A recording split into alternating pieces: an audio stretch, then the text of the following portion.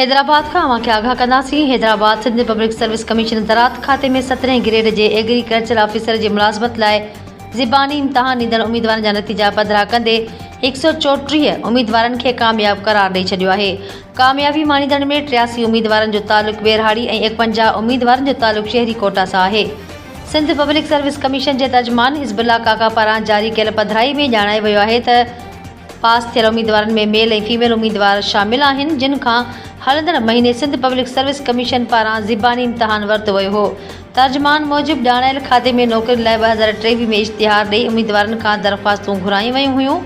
लिखत वारो इम्तिहान उम्मीदवारनि जनवरी 2024 में ॾिनो, जंहिं में 383 उम्मीदवार कामयाब थिया हुआ। अप्रैल में लिखत वारो इम्तिहान ॾींदड़ उम्मीदवारनि लाइ ज़िबानी इम्तिहान जो शेड्यूल जारी कयो वियो हो। सिंध पब्लिक सर्विस कमीशन मूजिबि त कामयाबी माणींदड़ 134 उम्मीदवारनि जी लाॻापियल खाते खे मुक़ररी जी बि सिफ़ारिश कई वई आहे। ॼाणायल नतीजनि में समूरनि आइनी तक़ाज़ाइनि खे अमल में आंदो वियो आहे। कामयाबी माणींदड़ उम्मीदवारनि मां 83 उम्मीदवारनि जो तालुक़ बेरहाड़ी ऐं 51 उम्मीदवारनि जो तालुक़ शहरी कोटा सां आहे। 7 सीटुनि लाइ घुरिबल उम्मीदवार न मिली सघिया आहिनि। इन लाइ उहे सीटूं ख़ाली छॾियूं वयूं आहिनि, जिन ते बाद में नए सिर भर्तीअ लाइ तजवीज़ूं उमाणियूं वेंदियूं। तर्जुमान पारां इहो बि ॼाणायो वियो आहे त कामयाबी माणींदड़ उम्मीदवारनि जा नतीजा SPSC जी वेबसाइट ते बि रखिया विया आहिनि।